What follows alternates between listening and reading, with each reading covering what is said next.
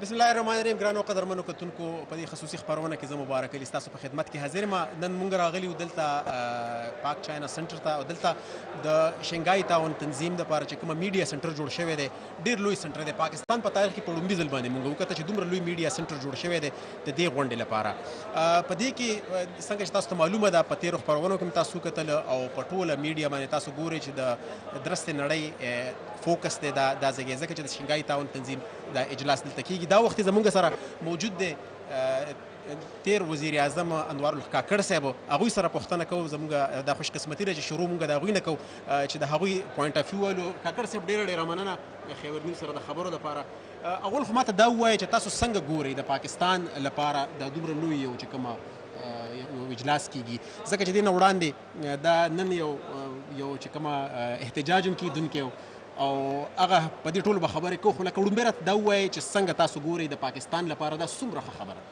ظاهره د پاکستان لپاره دا ډېره لویه ورځ ده. د شلو 15 کلونو پس د خطې دومره اهم قیادت د اهم ملکونو قیادت ټول دلته راغلی دی راغونډ شوي دي او چې په پاکستان کې چا به وایي چې معاشي چیلنجز ډېر زیات دي، چا به وایي چې د سیکیورټي چیلنجز ډېر زیات دي او په دې ټوله د دې په منځ کې دومره لوی کانفرنس کول او د خلک راغونډول دا په خپله د پاکستان د اعتماد اظهار کوي او د پاکستان سلف کانفیډنس چې کوم دی د هغې ریفلیکشن کوي. څومره پورې ګټور کېدی شي د پاکستان یو خو تشخص دی چې د پاکستان تشخص به دې سره لکه څنګه چې تاسو وویل بله لکه مطلب هغه خبره دا به څنګه کنورټ کوو مونږ چې لکه د پاکستان فینانشل بینیفټ څومره کېدی شي د پاکستان په خارجه کچ باندې څومره لکه کامیابۍ ترلاسه کېدی. دا خبرې د پاکستان هر څه چې کېږي که نه که څوک ستا سیکیورټي چیلنج کوي، څوک تا سره تجارت کوي، څوک تا سره کاروبار کوي، هغه کوي ستا د تشخص په بنیاد. ستا تشخص د امریکې سره خلک ولې دا غواړي چې د هغې سره ملټري الاینس د هغې تشخص مضبوط دی. نو اټ از اباؤټ یور آیډنټیټي. پاکستان چې څنګه خپل تشخص بهتر کوي د هغې اثرات به د دې په معیشت باندې هم راځي، په سیاست باندې به هم راځي، په سیکیورټي باندې به هم راځي. داسې دا ټول څیزونه ټیک کېږي. ښایي بعضې ملکونه لکه ګاونډي هیواد ډېر اهم ملک دی. ټیک ده چې زموږ ورسره تعلق ښه نه دی خو دس از ډېر امپورټنټ ملک دی انډیا.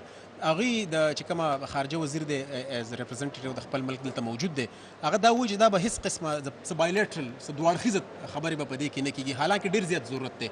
نو دا یو موقع نه وه چې یاره انډیا لږ د غټ زړه مظاهره کړې وه. غټ ملک دی مونږ یې ګڼو چې ګنې غټ ملک دی خو لکه د غټ زړه مظاهره نه وه په کار چې کړی وی چې زه یاره چینای دی د چین د هغې نه غټه اکانومي دی د انډیا نه. رشیا یو طاقتور ملک دی خو لکه دوه اړخیزه خبرې کېږي په سایډ لاین باندې. وای انډیا از ډوینګ دس. ګوره د هندوستان په رویه کې دا یو مسله شته او هغې دا ګڼي چې د پاکستان سره د خبرو اترو کولو ضرورت هغه نه محسوسه کوي. او ما نن هم د هندوستان د میډیا سره چې خبره کولم دغه نقطه مې د بیان کولو کوشش وکړو چې دا رویه څو تر څو به ته لري 15 کاله 10 کاله 20 کاله اخر به ته بدلې. نو خو دا نه دی چې په وخت بدل کړي او داسې نشي کېدی چې تر قیامته به هندوستان دا وایي چې زه د پاکستان سره خبر نه کوم یا به پاکستان وایي چې زه به نه. مونږ ګاونډیان یو، مونږ دلته اوسو، مونږ له پکار دی چې خپل ضرورتونه محسوسه کړو، خپل کوم چې هدف مو دی هغه هدف په صحیح معنا د هغې ادراک وکړو او بیا خبرې اترې د هغې نه پس وکړو. ښه چې دلته سیاسي معاملات چې کوم دي په پاکستان کې لکه پاکستان تحریک انصاف نوم به زه واخلم زه پرون یو د هغې لکه د پرون بیګا د ماستنه پورې لکه دا و چې په ډي چوک کې به هغوی دلته احتجاج کوي. خو شکر دی خبرې اترې وشوې بیګا څه بریک ترو وشوه لکه دغه یو قسم له دغه یو تاثر هم څومره پورې زیاني دی د پاکستان دپاره چې دومره غټ هغه کېږي یو دومره غټه پارټي. زه به دا ووایم چې د پاکستان د ټولو غټه پارټي په دې ټایم کې وګورې هسې که په رسمي توګه وګورې د هغې لخوا لکه داسې قسم ده چې دومره غټ کانفرنس کېږي او داسې قسم بیانات هم مخې ته راځي. بس دا کانفرنس کې به زه دومره وایم چې دا ډېر ښه شو چې هغې هم د خپل احتجاج دغه واپس واخلو او انګریزي کې وایي چې سینټي پریویلډ. نو که ښه خبره شوې ده هغې له پکار دی چې د ټول اړخ نه ورته خلک ښه وګوري. اخیری کوېسچن کاکړ صاحب یو خو دا چې د افغانستان لخوا په دې کې پکار و چې ورته بلنه ملو شوی، حالانکه د پاکستان پکې څه قصور نشته. اټس ناٹ پاکستان از ناٹ لکه مطلب هغوی صرف هوسټینګ کوي غونډه، لکه ذمہ داري د هغوی نه ده. خو په کار نه وه چې افغانستان په خپله رویه باندې لږ ورته کې نظرثاني وکړي چې درس نړۍ یې اکسپټ کړي. په کار ده چې ورته بلنه ورکړی شوې. ګوره د افغانستان په هکله به هم زه دا بیا وایم چې افغانانو ته پاکستانیانو ته ډېر یو خو زمونږ په خپلو کې تعلق دی، بل د هغې دارنګه ملټي لیټرل فورمز باندې زره د هغې خپل ضرورتونه دي، خپل ریکوایرمنټس دي. خو به کوم چې رسمي حکومت تسلیمول دي د هغې سره به تړلي، هغه خو د افغان حکومت چې کوم دا موجوده خلک دي دوی به په خپله څه فکر او اتر ورته کوي. خو موږ دواړو وطنونو په کار دی چې ښه په سړه سینه باندې سوچ وکړو چې دا د یو بل سره به تعلق چې موږ کوم ساتلی دی یا ساتو، دا به په کوم انداز مخ ته بیایو او څومره چې زره بهتر وکړو دومره به ښه. ښه، زه اخري بخښنه غواړم، یو مات ذهن ته مې کوېشن راغی، ذاتي ستاسو د ذات سره ریلیټډ دی. تاسو څومره مطمئن یې د خپل چې کوم هغه شارټ غونته کې سټنټ و بینګ ا پرایم منسټر اف دیس کنټري او د وزیر اعظم په حیث باندې تاسو د ملک یو ډېر ټرانزیشن فیز و ډېر زیات کروشل ټایم و، تاسو څومره مطمئن یې د خپل هغه کردار نه چې یاره هغه تاسو لوبولی دی؟ یاره ځکه دا ووایم چې زه څومره مطمئنه یم یا نه یم، د هغې دومره اهمیت نشته. خو ما په خپل تر وسه پورې کوشش وکړو چې زه د پاکستان خدمت وکړم. لږ که ډېر دا به وخت ثابتوي او تاریخ به ثابتوي، او که څه کوتاهي کمی وي هغه زما د وجه او که څه ښېګړه شوي هغه د الله فضل.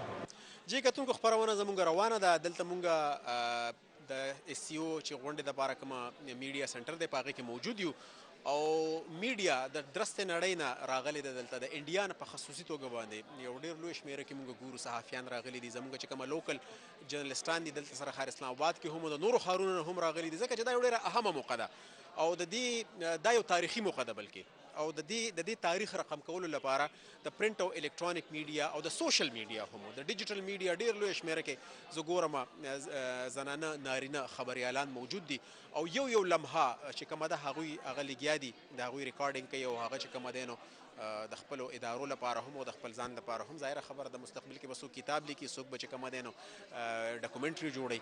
نو دلته ډېر زیات یو چې کومه ده نو لمحه چې کومه ده هغه لګیا ده، د هغې فلم بندي روانه ده او قلم بندي او فلم بندي روانه ده. مونږ سره دا وخت یې زمونږ د پاکستان زه ویم چې الکترونیک میډیا کې چې کومه ده یو سینیر ترین جرنلسټ ورته زه ویم، او ډېر زمونږ یو ښه ملګری زمونږ سینیر جاوید اقبال صاحب زمونږ سره موجود دی. جاوید اقبال صاحب ډېره مننه مونږ سره خبرو لپاره، لږ به رانږدې شي. بالکل جی بالکل. اول خو دا چې څنګه چې ما د تعارف وکړو چې یاره د درستې نړۍ نه میډیا ډېر زیات څه ده، یا خو دا چې پاکستان کې مونږ لږ نادیده یو، داسې په غټ لیول باندې مونږ چېرته په پاکستان کې په خپل ملک کې هسې هم لیدلي دي، په لندن کې په برسلز کې یو ځای بل ځای غټ کانفرنسونه کېږي او داسې قسم فیسیلیټیز ومي، خو په دې خپل ملک کې په اسلام آباد کې دا خبر یقین هم نه راځي چې لکه هاو از اټ پاسبل لکه په دومره لږ وخت کې. ډېره مننه وارق صاحب او د خبر ټي وي هم ډېره مننه. دې کې هېڅ شک نشته چې دا یو خوشګوار اتفاق دی چې مونږ نن ګورو، او چې څنګه تاسو مو فرمایل چې مونږ یورپ ته ځو یا کوریج ته ځو، یو ان ته ځو، هلته کې ډېر غټ ارینجمنټس دي د میډیا کوریج په حواله باندې. دلته چې کوم دی د اس سی او په سلسله کې چې کوم دا ارینجمنټ شوی دی، زما په خیال دا انفارمیشن منسټري د ستاینې وړ ده چې هغوی دومره بهترین انتظامات کړي دي چې دلته زموږ انټراکشن وشو انډین صحافیانو سره او نورو ملکونو صحافیانو سره، هغوی سره هم چې کله زموږ خبرې وشوې او موږ هغوی ته دا ووایو چې یاره د هر څیز نه علاوه تاسو د دې ارینجمنټ نه مطمئن یئ، نو هغوی وایي چې دا ډېر ښکلی ارینجمنټ دی.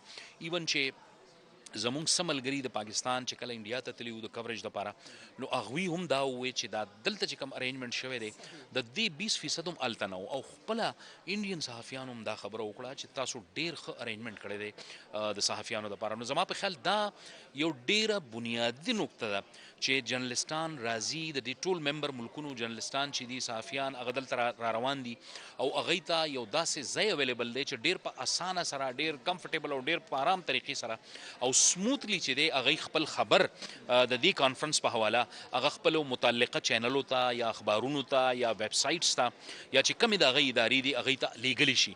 نو زما په خیال دا ډېر ښه ارینجمنټ دی او یقینا دا یو خوشګوار اتفاق دی. خو په دې کې چې څوک هم انوالو دي، لکه مبشر حسن صاحب دی یا انفارمیشن منسټري نور چې کوم خلک دي زما په خیال هغه مونږ اپریشیټ کوو او ډیر ښه ارینجمنټ دی ځکه چې دا زمونږ د ملک دپاره هم یو ډیر ښه امیج بنیاد جوړیږي. لږ سات په تاسو ګورئ چې دلته کلچرل یو شوم ده نو دام یو انټریکشن دی د صحافیانو خلک راځي کینی که کافي ته موډ کیږي کافیس کی که چایو ته موډ کیږي چایز کی فیسیلیټیشن دی. زما په خیال دا ډیره ضروري وه چې مونږه داسې قسمه ارینجمنټ کړی وی ځکه چې دا بالکل د هغه کانفرنس شایانه شان دی چې کم غټ کانفرنس چې دی نو دا اوس شروع کیدونکی دی دلته. څوک هم چې راغلي دي دلته په شمول زمونږ په خپله باندې یو ښه امپریشن دی د دې خپل ملک هغه دغه خبره آی ایم فیلینګ ګډ لکه ما ته خلک چې یاره زمونږ ملک د دې وړ دی او د دې جوګه دی چې یاره مونږ داسې کولی شو لکه په هېڅ کې مونږ دغه نه یو. لکه د ایسیو باره کې به تپوس وکړو جاوید اقبال صاحب لکه تاسو څنګه ګورئ دې تنظیم ته د دې خو یو خو په تاریخ د دې هسټري چې کومه ده او بیا د دې چې کوم دا څنګه جوړ شو هغه اغراض او مقاصد او بیا څومره ایکسپینډ شو اوس د دې امپورټنس په مستقبل کې تاسو څه ګورئ چې آیا دا به لکه هم هغومره اهمیت د دې شي لکه څنګه چې ناټو دی یا څنګه چې نور تنظیمونه د یورپین یونین دی یا نور چې کومه تنظیمونه کوارډ شو نو د دې چې کومه د دې تنظیم اهمیت د دې ملکونو ملګري ملکونو دپاره د دې منطقې دپاره او اوورال د درستې نړۍ دپاره؟ جی بالکل دا یوریشین تاسو ویلی شئ چې یو تنظیم دی او د دې اهمیت ځکه هم زیات دی چې تاسو ګورئ چې دا په 3 خطو کې تقریبا دا پھیلاو شوی دی. یوریشین خطه بیا ساوث ایشیا او سنټرل ایشیا نو دا یو ډیر غټ تنظیم دی کې شک نشته. بیا تاسو وګورئ د نړۍ ډیر اهم ممالک چې دی ملکونه هغه د دې ممبرز دي پاکستان دی چین دی روس دی انډیا دا. زما په خیال د دې امپورټنس په دې حواله ډیر زیات دی یعنی 2 ویټو پاورز دی په دې کې چین او دغه په صورت کې او بیا ایمرجنګ اکانومیز دی. انډیا تاسو ګورئ چې یو غټ ملک دی یو غټ جمهوریت دی ایمرجنګ اکانومي دا روان دی. پاکستان دا وخت کې اکانومیکلی یو ډیر ښه ډایرکشن باندې روان دی دام زموږ دپاره یو ډیره ښه خبره ده. نو یو خو د دې امپورټنس ډیر دی چې رکن ممالک ډیر اهم ملکونه دي. دویمه خبره دا سټریټیجیکلی که مونږ وګورو دا جیو پولیټیکل د خطې چې کم امپورټنس دی یا جیو سټریټیجیک چې کم امپورټنس دی او جیو اکنامک امپورټنس دا په 3 واړو کې چې دی نو ډیر اهم تنظیم دی. یعنی د دې مقصد چې کم دی یو خو بین الاقوامي سطح باندې امن و سلامتی په دې ریجن کې بیا اقتصادي ترقی او دې سره سره په خپلو کې رابطه کاری کنیکټیویټي دا جوړول دي. نو زما په خیال دا ټولې خبرې د ملکونو د عوامو سره براه راست تړلې شوي ځکه دي چې که دا کنیکټیویټي کیږي او دغه امن و سلامتي دپاره ټول نه غټ چیلنج چې دی هغه ټیرریزم دی. مونږ دا وخت کې ګورو چې افغانستان هم د دې یو مبصر ممبر ملک خو هغه نه دی انوایټ شوی ځکه چې هلته چې کوم صورتحال دی هغه ډېر زیات ګمبیر دی. دا ټول ملکونه چې دي په دې کې اکثر ملکونه لکه روس ته تشویش دی ایران ته تشویش دی د افغانستان په حواله مونږ ته تشویش دی ځکه چې د افغانستان بارډر زموږ خلاف استعمالیږي. چین چې دی هغه ته هم تشویش دی او چین هغې سره انګیج کوي مونږ هم انګیج کوو ملکونه انګیج کوي. نو مقصد د وینا دا دی چې افغانستان کې امن راشي نو زما په خیال د دې تنظیم امپورټنس به نور هم زیات شي ځکه چې دا اکثر لارې چې کم دی هغه په سنټرل ایشین ریپبلکس ته د افغانستان په لور باندې ځي. نو زما په خیال د دې امپورټنس هم دی. بیا دویمه خبره دا ده چې تاسو د نیټو د کوارډ او د ایو خبره وکړه هغې تنظیمونه زما په خیال د هغې نوعیت چې کوم دی هغه لږ مختلف دی. هغه سیکیورټي پیکټس دي په یو باندې حمله کیږي نو ټول به یو ځای کیږو. دلته چې کوم دی نو مونږ د اقتصادیاتو خبره کوو چې اقتصادي ترقی پکار ده. دویمه خبره ټیرریزم البته یو داسې شی دی چې هغه کامن ګول دی د ټولو لپاره ځکه چې که داسې واقعات کیږي نو هغه د هر ملک اکانومي چې دی نو خرابولی شي. نو زما په خیال د هغې دپاره هم یو مشترکه میکانیزم باندې امکانات دي چې خبرې کیږي خو ایز ا هول چې کوم دی د دې چې کومه مقصد او ایجنډا ده هغه اقتصادي ترقی ده. نو زما په خیال هغه اقتصادي ترقی په بنیاد باندې دا نور تنظیمونه شو یا امریکا شو یا یورپ شو هغه د اس سی او ته ډیر په توجه سره ګوري. او دې کې امپورټنٹ خبره دا ده چې انډیا د دې چونکې ممبر دی هغه په 2017 کې مونږ او په انډیا یو ځای د دې ممبر شوي وو مستقل ممبر شوي وو هغوی چې کم دی نو ډیلیبریټلی خپل پارټیسیپیشن په دې کې لګ ډاون ګریډډ ساتلی دی.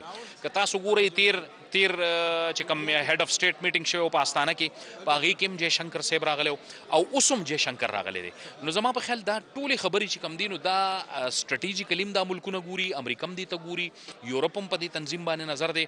خو به هر حال ما ته داسې ښکاري چې د دې خطې چې کوم مستقبل دی هغه ټول دې تنظیم سره تړلی شوی دی چې څومره زیات کنیکټیویټي جوړیږي، څومره زیات یو بل سره ټریډ سیوا کیږي، نو زما په خیال د هغې چې کوم ثمرات دي هغه به عام ولس ته ضرور رسي. بله د دې یو بیوټي زه تاسو ته ویم جاوید اقبال صاحب چې لکه انډیا د کواد ممبر دی او دغه رنګه لکه مطلب هغه ملکونه په دې کې شامل دي کومه چې په نور پیکس چې کوم دي هغې کې او د یو بل سره ډېر اختلافات لري، خو په دې کې چې کوم دی نو شرکت د یو چت لاندې لکه راغونډېدله دا د دې تنظیم یوه بیوټي ده. په دغه تناظر کې ستاسو څه خیال دی چې ګنې آیا هغه ډفرنسز کاونټر کولو لپاره آیا څه خبرې به کیږي هم کله چې کینی دا مشران کینی نو آیا په دې دواړخیزه معاملاتو به خبرې کیږي که نه؟ ځکه چې انډیا خو کلیر کړې ده چې لکه مطلب جے شنکر صاحب راتلو نه مخکې ویلو چې زه پاکستان ته ځمه خو صرف او صرف د اس سی او لپاره ځمه، لکه څه دواړخیزه خبرې به لکه نه کیږي. خو بل وخت که موږ چین ته وګورو، که روس ته وګورو، په خصوصي توګه چاینا ته وګوره، تېره ورځ لی چیانګ چې کوم وزیر اعظم دی د چاینا هغه راغی ډېر په ګرمجوشۍ سره زموږ آرمي چیف سره ملاو شو، زموږ د وزیر اعظم هغه ته تود هرکلی ووې، بېګا یې شایعه مو نن هم د هغه ډېر انګیجمنټس دي دواړخیزه بایلیټرل ما په خیال سره ډېرې پیکس لکه ساین شوي هم دي، هغه ورچوال د ګوادر هغه چې کومه د ایرپورټ د هغې هغه پرانست هم شوي ده ورچوال. نو لکه دواړخیزه تعلقات پکې هم لکه ډسکس شوي دي او باقاعده له وزنامې لاسلیک شوي دي. نو آیا د ډېر زیات د ډېرې زیاتې فایدې دي د دې په دغه اړه باندې لکه؟ بالکل دې کې هیڅ شک نشته او کله هم چې داسې یو ملټي فورم چې کم دی نو یو ځای کیږي او دا ملکونه یو ځای کیږي نو د دې په سایډ لاینز باندې همیشه چې دی بایلیټرل ملاقاتونه کیږي. ایډین وزیر خارجه جے شنکر مخکې نه ویلي دي چې مونږه بایلیټرل ملاقاتونه به نه کوو او نه څه پاکستان څه داسې څه اظهار کړی دی، خواهش هم نه دی اظهار کړی. البته دا ده چې که تاسو وګورئ نو 2 ورځې مخکې میاں نواز شریف صاحب چې دی برکادت سره چې کومې خبرې ترې کړې وې په هغوی کې دا ویلي وو هغوی چې یاره زما خواهش دی چې مودي دې کانفرنس له راغلی وې او د دې خطې چې کوم مستقبل دی هغه په اقتصادي ترقۍ کې دی د اختلافات نه باوجه. ما ته داسې ښکاري چې دا انټرویو چې کومه انټرویو خو نه دا خبرې ترې شوې برکادت سره دا په دې کانټیکس کې شوي دي چې یو ټون به هر حال پاکستان طرف نه سیټ کړی شوی دی. ذاکره نواز شریف چې دی هغوی که تاسو ټریک ریکارډ وګورئ هغوی همیشه د خپل نایبر سره د ښه تعلقاتو خبرې کوي او انډیا سره هم د ښه تعلقاتو خبرې کوي. اگرچه چې دا وخت کې مونږ د اګست 2019 نه پس بالکل یو ډیر سخت ټینشن والا تعلقاتو کې یو خو به هر حال د جے شنکر دلته راتلل اس سی او کې شرکت کول دا هم یو غټ ډیولپمنٹ دی او تاسو هم دلته موجود یې انډین صحافیانو سره تاسو هم خبرې وشوې. مونږ هم چې کله خبره کوو نو مونږ دا وایو چې یاره دې کې د پاکستان او د انډیا دپاره څه دي او هغوی هم چې خبره کوي نو هغوی دا کوي چې پاکستان او انډیا د دې نه څه حاصلولی شي. نو کم از کم دا ده چې څنګه تاسو وویل چې د یو چت لاندې ټول رایوځای شي په هغې کې څه نه څه پازیټیو ډیولپمنټ ضرور کیږي.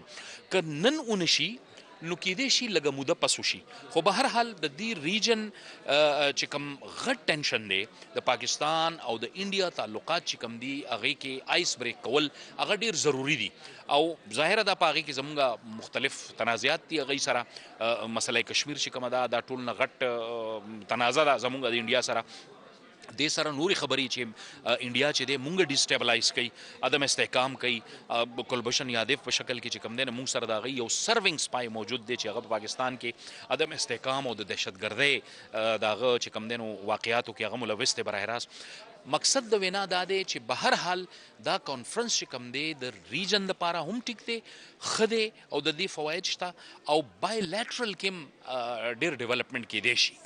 یو جهان مننه جاوید اقبال صاحب تhank you very much کتونکو دا سینیر جرنالیست جاوید اقبال مونږ سره خبرې کولې او ظاهره خبره ده څنګه چې جاوید اقبال صاحب هغه خوشبینه دی نه دغه رنګه مونږ چې د چا نه پوښتنه کوو نو هغه ډېر زیات خوشبینه دي او دې یو په دې کې هیڅ شک نشته چې د پاکستان تشخص چې په درسته نړۍ کې د دې کانفرنس په وجه باندې هغه لکه ډېره ښه یو ښه امپیکټ دی. یو وړ شان دمه کوو د دمې وروسته به راځو دا خپرونه مخ په وړاندې بوځو مونږ سره اوسئ.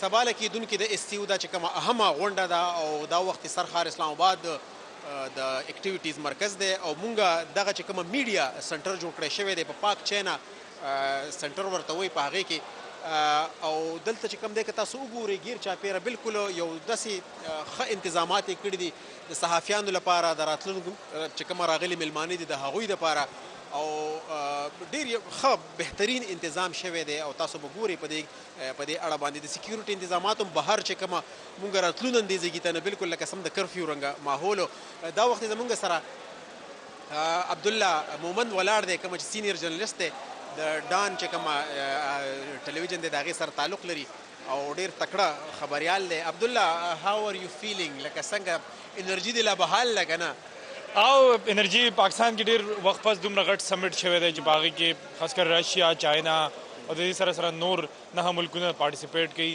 نو یو انټرنیشنل ډیپلومیسي او نیشنل چې پاکستان کی کوم پالیټکس دي هغې دپاره یو مطلب یو چارمنګ ایونټ خو دی نه دا او څنګه ګورئ لکه زه خو ما خو تپوسونه وکړه انوار الله کاکړ صاحب د پرایم منسټر ایکس هغه سره نورو ملګرو سره هغې د دې اړه باندې ډېر خوشبینه دي چې د پاکستان یو ښه تشخص چې کومه دی د هغې دپاره لکه مونږ ولې په دې تشخص کې ډېر زیات نښتي یو زما په خیال باندې بدقسمتي هم ده دو آی نو د ریزنس خو لکه جسټ هغه خبره ده صرف سوال دی ذهن له راځي بیا چې ډېره بدقسمتي ده چې مونږ تر اوسه پورې د تشخص په ګیم کې نښتي یو خلک ډېر مخکې لاړل خلک لکه مطلب بایلیټرل لکه ټریډز ته وګوره او څومره لکه اوپن بارډرز دي په مختلف ریجن کې دلته مونږ ډېر زیات د بدقسمتۍ نه یو طرف ته انډیا ده بل طرف ته افغانستان دی ایران چین سره تعلق که خم دی نو هغه رنګه مونږ نشو ویلی څنګه چې لکه ډېر ټایم دی خو لکه داسې قسم پروګرامونه کېږي داسې قسم چې کومه دی نو لکه دا دې ته څومره خوشبینه ګوره یو خو دا دی چې پاکستان څو پورې معاشي استحکام نه اخیسته اکنامک سټیبلیټي نه راغلی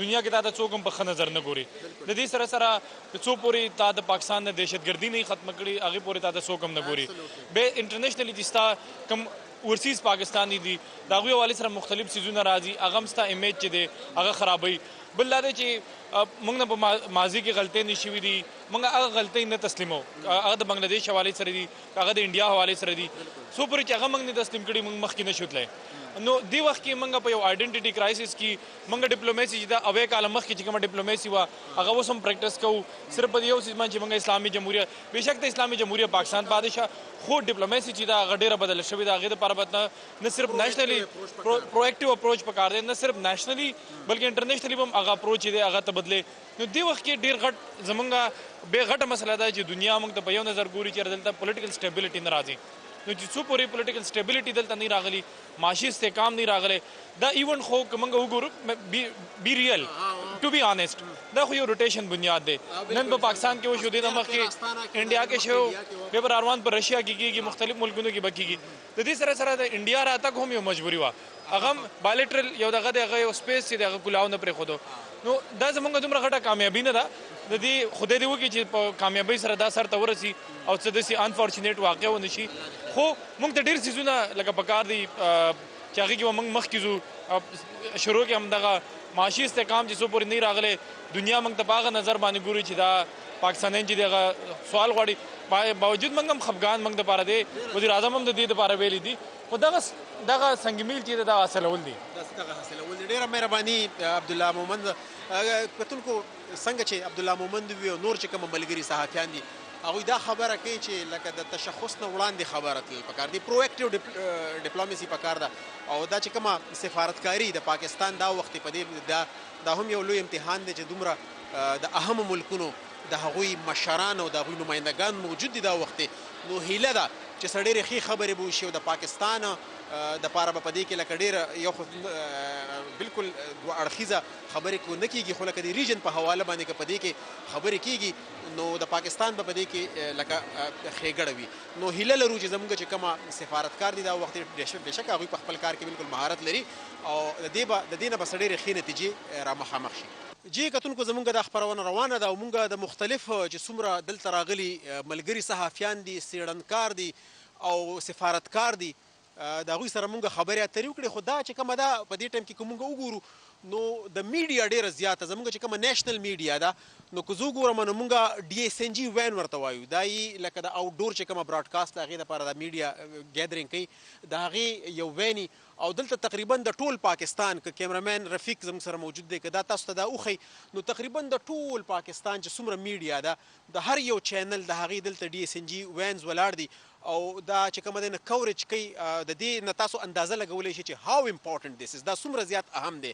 په دا وخت په دې دا میډیا سنټر بهر چې کومه دا ولاړ دي دلته مونږ سره زمونږ ډایرکټر سټیټ کام او زمونږ چې کومه دی کیوان حامد راجا دلته موجود دی، راغلی دی ځان یې را رسولی دی، هغه سره خبرې کوو چې لکه هاو د هغه څه نقطه نظر دی په دې اړه باندې. دس از اے ویری امپورټنٹ ڈے. کیوان آپ پہنچ ہی گئے بالآخر یہاں پہ، ہاؤ ڈو یو فیل اٹ؟ اس کا میں ابھی بتا رہا تھا ناظرین کو کہ اتنا امپورٹنس کو اگر آپ دیکھیں اس کا اسکیل تو جتنے بھی پاکستان کے جتنا میڈیا ہے اس کی ڈی ایس این جی وینز یہاں پر موجود ہے. اس کے علاوہ آپ نے دیکھ لیا اندر میڈیا سینٹر کے اندر تقریباً پوری دنیا کے جرنلسٹ آئے ہوئے ہیں، انڈیا سے، سنٹرل ایشیا سے، یورپ سے بھی ہم نے ابھی دیکھ لیے ہیں. ابھی کھانے کا ٹائم ہے، اس سے بھی بات کریں گے، کوشش کریں گے کہ ان کا پوائنٹ آف ویو مل جائے. وٹ ڈو یور ٹیک آن آل دس پریکٹس؟ پاکستان کے لیے کتنا اس کا ڈیفینیٹلی ایک سافٹ امیج ہے، اور ہاؤ ڈو یو فیل؟ کیونکہ بینگ اے پاکستانی آج میں تھوڑا سا اچھا فیل کر رہا ہوں کہ چلے کوئی اچھا بڑا تو ہو گیا. بھائی صاحب آپ نے بالکل درست فرمایا کہ ایک ایسا موقع ہے جس میں سارا میڈیا کور کر رہا ہے، سارے اکٹھے ہوئے ہوئے. اس موقع میں ایک چیز بہت فرق ہے اور واضح فرق ہے کہ جب ہمارا میڈیا اکٹھا ہوتا ہے تو کسی ناخوشگوار واقعے کے بیسس پہ ہوتا ہے. اور اتنی جنریشن سے میری صحافت کے اندر بھی میں دیکھتا آیا ہوں کہ کریئر کے اندر میں نے جب بھی ڈی ایس این جیز کو جمع ہوتے ہوئے دیکھا ہے تو ایک ناخوشگوار واقعے کی وجہ سے دیکھا ہے. آج میں پہلی مرتبہ دیکھ رہا ہوں کہ ایک بہت اچھا ایک موقع ہے، پاکستان کی پازیٹیو نمائندگی ہے، سارا میڈیا جمع ہوا ہوا ہے اور فورن میڈیا بھی آیا ہوا ہے اور اسپیشلی انڈین میڈیا بھی آیا ہوا ہے. ان کے سامنے وی آر اسٹینڈنگ یونائٹیڈ، شوئنگ اے ویری پازیٹیو فیس آف دا کنٹری، اینڈ پرائیویٹ میڈیا شوئنگ اے پازیٹیو فیس آف دا کنٹری. آئی مین دیٹس آلسو ویری ریئر.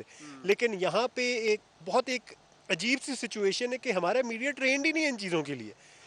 پازیٹیو امیج کیسے دکھاتے ہیں؟ پاکستان کی پازیٹیو امیج کیسے دکھانی ہے؟ اس میں کوئی ٹریننگ ہی نہیں ہوئی کیونکہ ہم سارے سینسٹائز ہو چکے ہیں ریگارڈنگ دا پرابلمس آف دا کنٹری. دس از دا فرسٹ ٹائم وی آر ہوسٹنگ سچ اے ہیوج لیول. ایک آپ کانگریشن کو ہوسٹ کر رہے ہیں اینڈ 40% آف دا پاپولیشن آف دا ورلڈ از اوور ہیئر.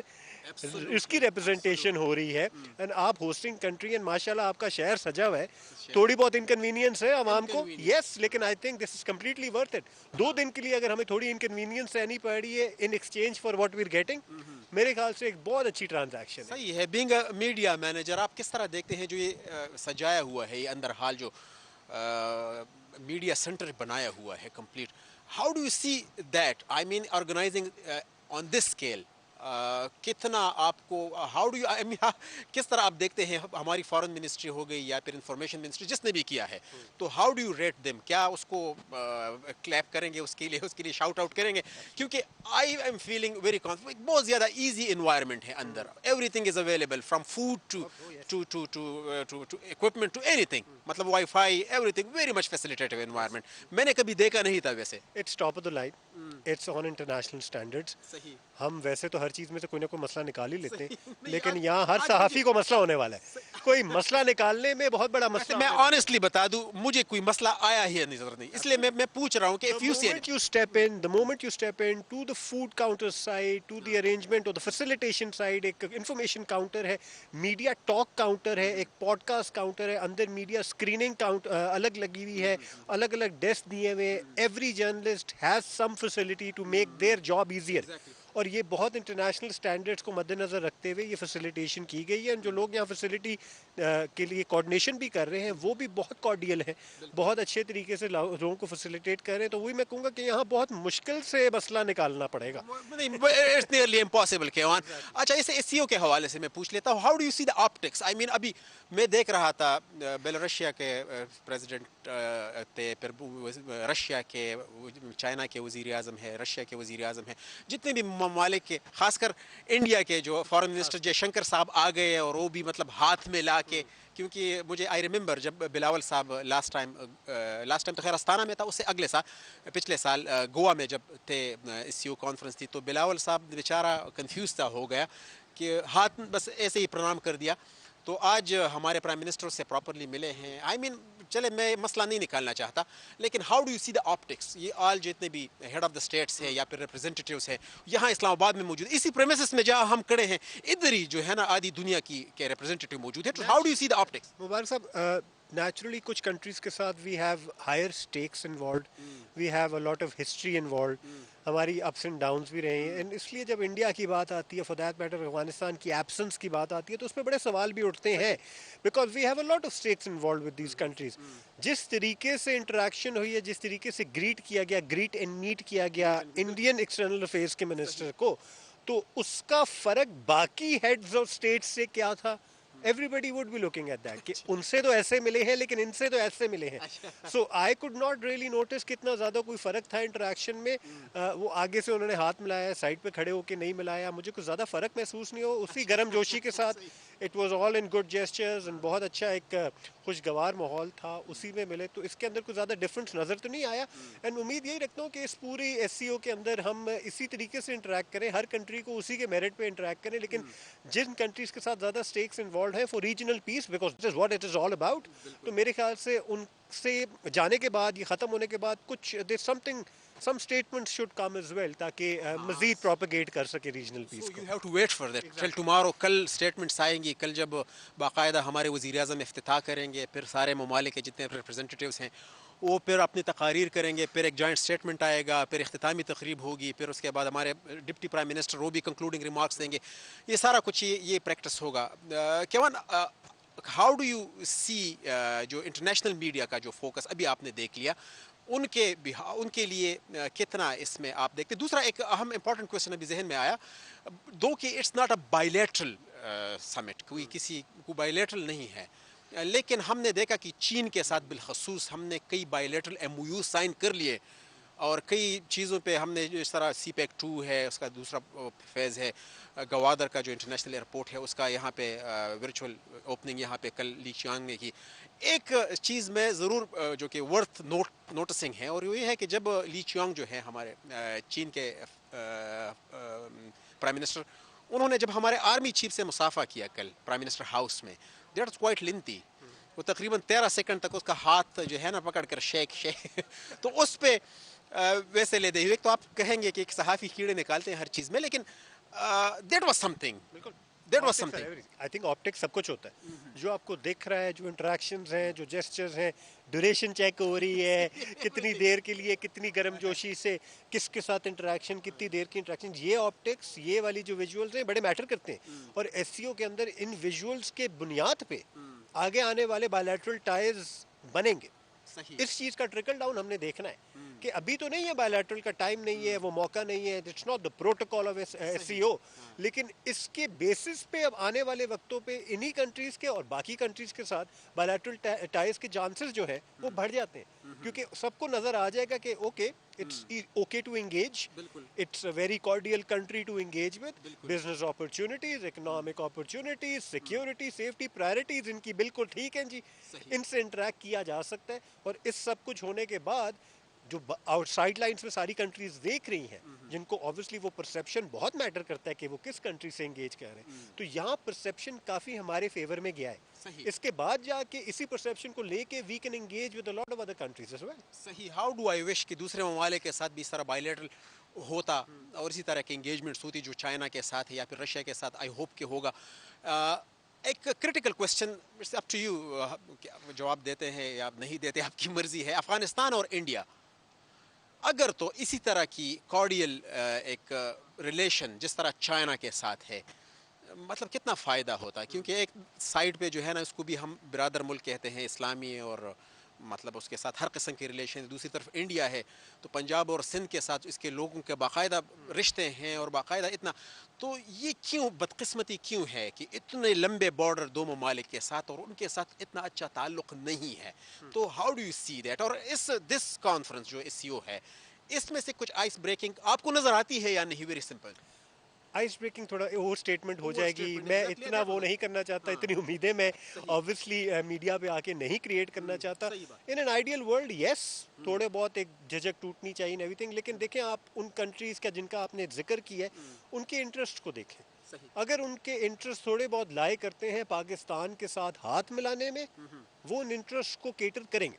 अगर उनके इंटरेस्ट इस चीज़ में लाए करते हैं कि पाकिस्तान के साथ ना बात करें, रुस के रहें, क्योंकि उनका स्टेट एजेंडा सर्व होता है इसकी बेसिस पे, and I am speaking of India specifically right now, अगर स्टेट एजेंडा सर्व होता है कि we have to maintain Pakistan as an enemy on certain areas, on certain एक आपके डोमेन्स के अंदर हमने उसको एनिमी ही स्टेट करना है, तो वो सर्व करता है इंडिया की जियोपॉलिटिकल रेलेवेंस को। अफगानिस्तान की जो इस वक्त की गवर्नमेंट है वहाँ पे भी एक सेंटिमेंट सर्व करता है वहाँ की आवाम को, उनके सामने ये सेंटिमेंट रखना उनको सर्व करता है कि पाकिस्तान के बारे में ये परसेप्शन है। जब तक वो सेंटिमेंट रहेगा, नेगेटिव सेंटिमेंट अगर उनको सर्व करेगा, तो we don't see things happening. किस्मती से हमारे साइड पे भी इस तरह की कुछ चीजें हैं। ये एक एजेंडा बन जाएगा कि being friends with Pakistan, being in good cordial relationship with Pakistan in trade and economics and everything, फायदा नहीं दे। सियासी फायदे से बालातर अगर होके देखेंगे ना, फिर जाके आपको नजर आएगा कि the governments are going to start taking initiative। चले, अब मेरे ख्याल में मैं गलत ट्रैक पे मैंने आपको डाल दिया।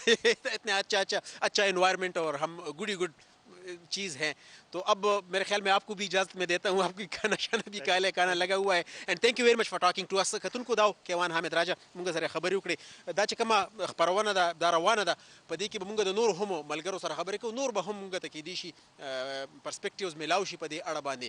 خو لکه اهمه ورځ چې کومه ده هغه چې کومه ده 14 تاریخ دی، په کومه ورځ به سرمشریزه چې کومه غونډه کیږي او په هغه کې به لکه څه فیصلې کیږي، څنګه به چې کومه دی نه دا سیزونه مخ په وړاندې ځي، هغې ته به انتظار کوو. خبرونه مخ په وړاندې بوزو، مونږ سره اوسئ.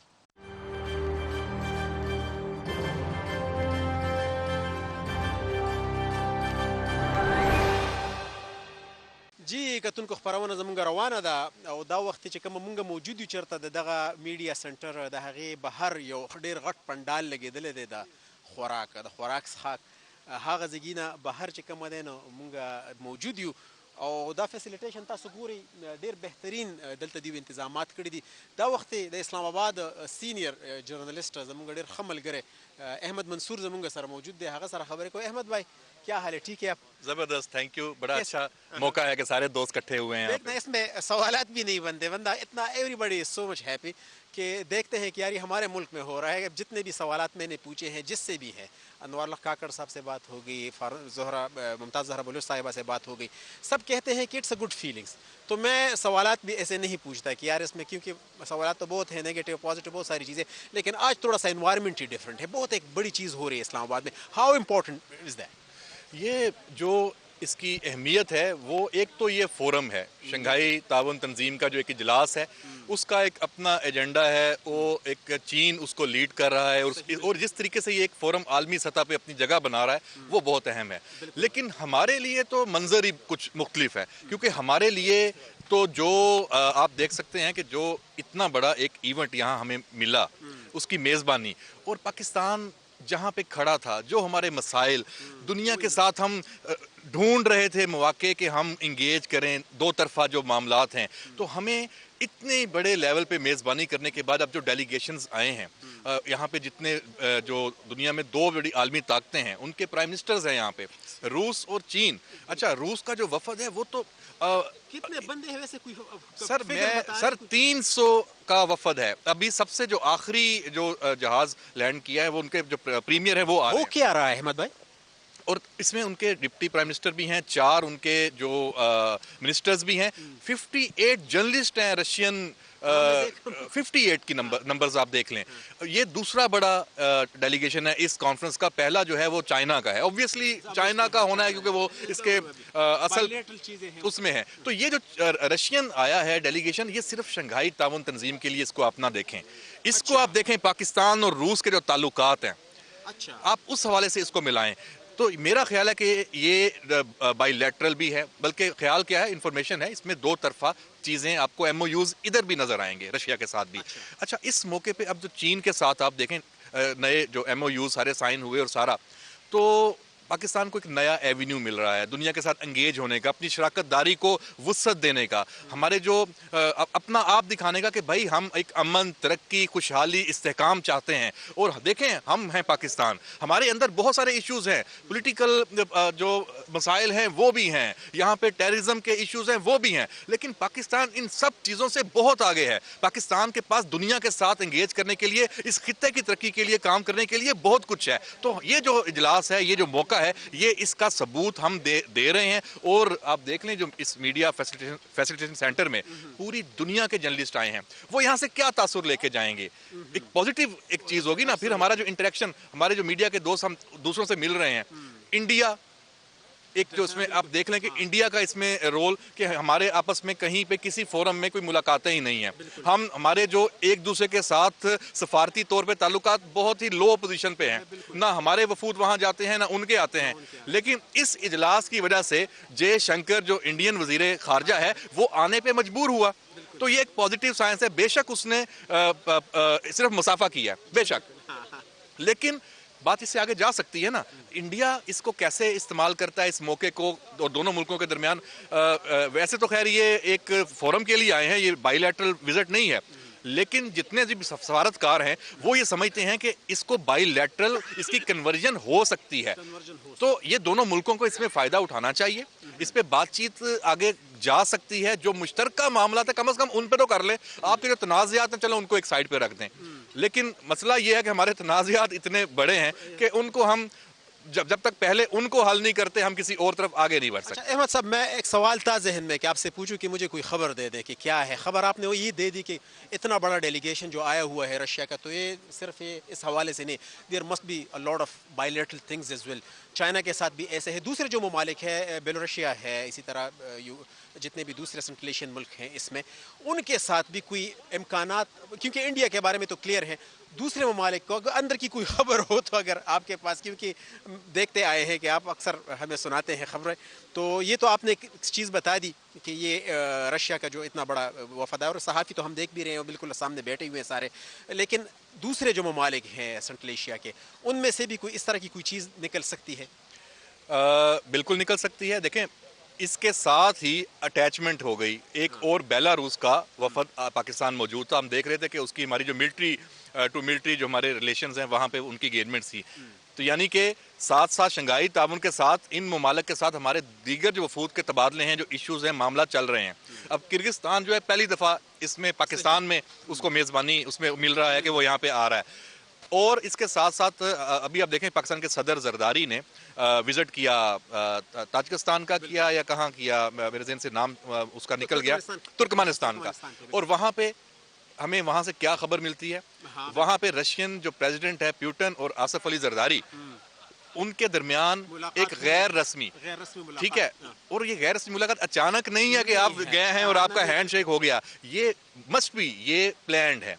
तो हम बहुत दुरुस्त सीमत में जा रहे हैं। पाकिस्तान को अभी इसी चीज़ की ज़रूरत थी कि हम सिर्फ अमेरिका और यूरोप की तरफ ना देखें। बिल्कुल, हमें अब ओपन होना है, हमें दूसरों की जो प्रॉक्सीज है उससे निकलना है, हमें हर तरफ जाना है। हमें रशिया के साथ अपने ताल्लुकात को और आगे बढ़ाना है, हमें चाइना के साथ बढ़ाना है, हमें ईरान के साथ, हमें सऊदी अरब के साथ, हमें जो यूरोपीय ममालिक हैं, अमेरिका है, जैसे वो करते हैं कि वो एक मुल्क के साथ भी दुश्मनी कोई है नहीं, लेकिन ये है कि दूसरे वेन्यू खोलने चाहिए, जिस तरह आपने कहा खोलना चाहिए। असल में जो दुनिया की आलमी ताकतें हैं ना, वो उनकी ये सोच होती है कि जो उनके वो हैं वो किसी और से मिले भी क्यों हैं। हमें उससे निकलना था और हम उससे निकल आए हैं। वरना पहले आप याद करें कि मलेशिया में एक कॉन्फ्रेंस थी, हम नहीं गए थे, इमरान खान साहब नहीं गए थे, तो हम उस वक्त कॉम्प्रोमाइज पोजीशन में थे। आज पाकिस्तान कॉम्प्रोमाइज नहीं है सफारती लिहाज से। आज वो पूरी दुनिया में हर किसी के साथ मिल रहा है अपने मफाद को देख के। ये बहुत बड़ी कामयाबी है, बहुत बड़ी बात है। अहमद मंसूर साहब, बहुत शुक्रिया हमसे बात करने के लिए, बड़ी हौसला अफजा आपने बातें की हैं। एंड आई एम ग्लैड, अगर खुदा करे कि ऐसा हो जो आपने कहा है, और लग तो रहा है, बज़ाहिर लग ये रहा है कि है।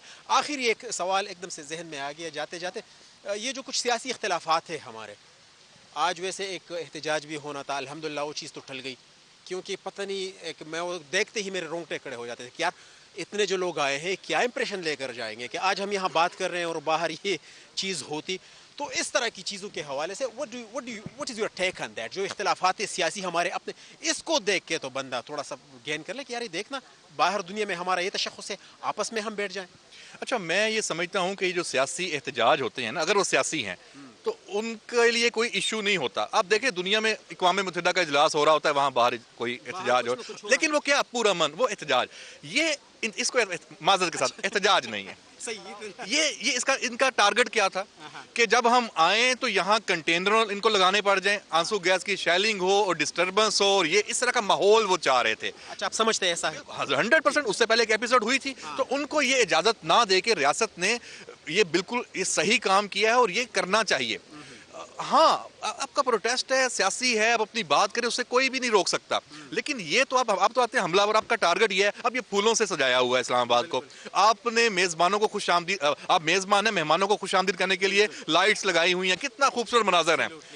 और अगर ये हो जाता खुदा ना खास्ता, तो क्या इंप्रेशन, ये देखें 1000 से ज्यादा मंदोबीन, और ये अपने अपने ममालिक हैं, अपने इलाके हैं, उनके ये नाम है, इनकी वैल्यू है, ये एलीट है, इन्होंने जाके अपने पूरे मुआशरे को बताना कि पाकिस्तान क्या है। तो अब जाएंगे तो मस्बत होगा, इसलिए बहुत पॉजिटिव है, हमें इसको बिल्कुल डिस्करेज करना चाहिए एज ए नेशन भी, और तमाम पॉलिटिकल फोर्सेस को, तमाम लीडरशिप को इस तरह के मामले में कम अज कम एक कौमी यकजहती का मुजाहरा करना चाहिए। जो पार्टी ये नहीं कर रही उसको कान से पकड़ के समझाना चाहिए।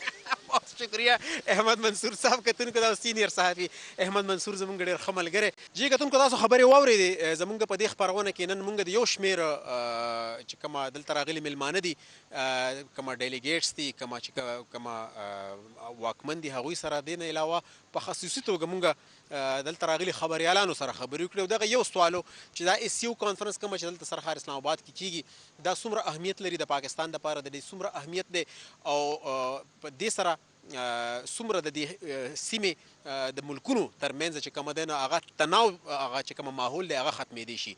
همدا زمونږ د نن ورځ خپرونه د نورو خپرونو سره به ستاسو په خدمت کې بیا حاضرېږو. د خدای په امان.